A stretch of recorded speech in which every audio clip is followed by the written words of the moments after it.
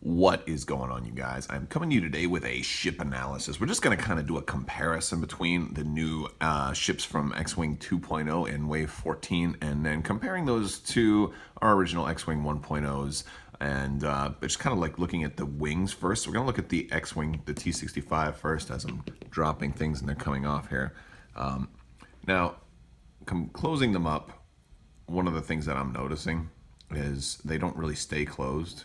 I know they say you're supposed to use the engines more than the wings. You don't want to risk damaging it, but like that's about it. They're gonna come back out, right?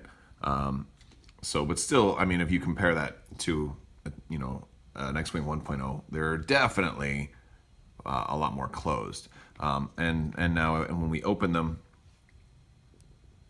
you can feel it kind of click in a little bit. And I've got one that's closed and one that's open, and this is about how they're gonna settle in. But when it's open, it's actually it's gonna stay a little less open. Like the original X-Wings will seem to stay open a little bit more. But yeah, you can kind of work it and fidget with it and get it to. It can open actually just a little bit wider. If we go in there and we can see it opens about the same, but I think it can get just a little bit wider. If we look right there, barely. I mean, it might be about the same, but they don't seem like they want to stay that way. So I'm going to open this one now too, and time will tell how durable these things are going to remain. See, because this one it's starting to collapse a little bit more.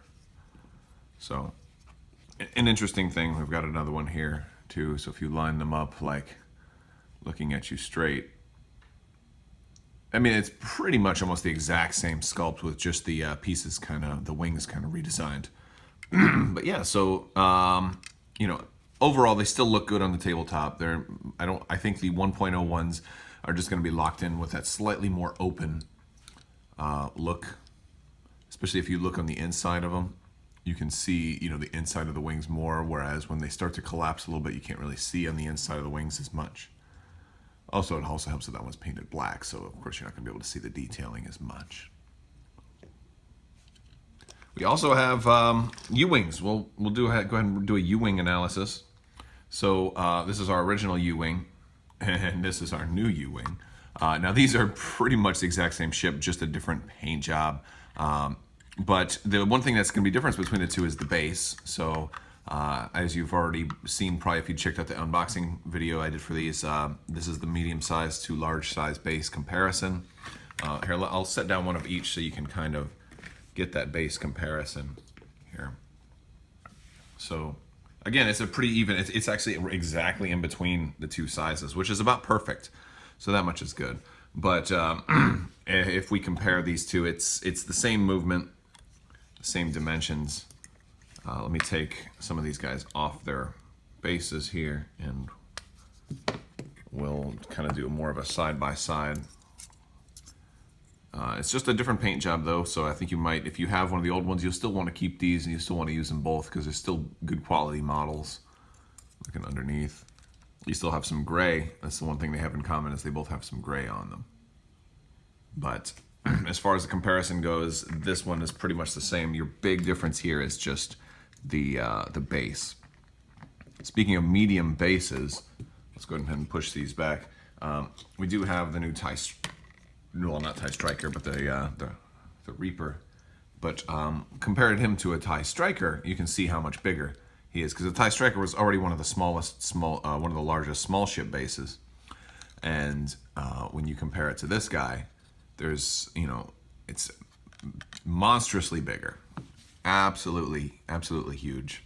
When you compare, that much is clear. So if you have a couple of these flying, together, you're really going to see which ones are the big ones and which ones are the small ones. Now, of course, this is still probably the more clever model, because this one can actually move and these ones don't move. But the Striker still moves. Again, you've got the medium base here compared to, well, these were never on a large base. In 1.0, these are still on a small base, so you can see how much bigger their base has become in 2.0. So yes, that's something interesting. And again, of course, the other thing that is a big difference with 1.0 versus 2.0 is now every ship has those bullseye arcs. And every ship has them. They are not. They don't do anything innately. There's nothing special about bullseye arcs. One of the things you can do if you wanted to start doing some early games is you could use probably some of these X-wing bases for any of your small ships, just so you have the bullseye arc printed on there. You know, and kind of try and do some test games. And I think the bullseye arc is going to be good for trying to help people, you know, have better rewards for stronger flying and more precise flying. I think that's going to be a pretty important thing. But if we'll line them all up now and take a closer look at that.